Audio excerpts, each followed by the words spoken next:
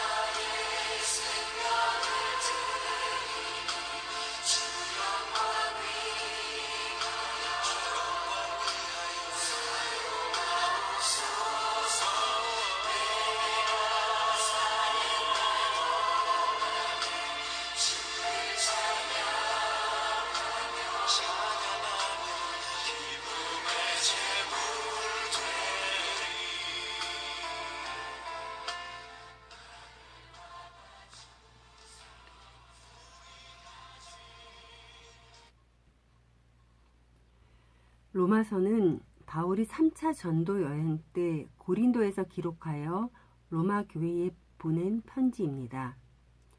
초대 교회들이 그랬듯이 로마 교회도 유대인과 이방인들이 함께 있었고 성도들은 율법의 행위와 할례를 받았는지에 대한 문제로 갈등이 있었습니다.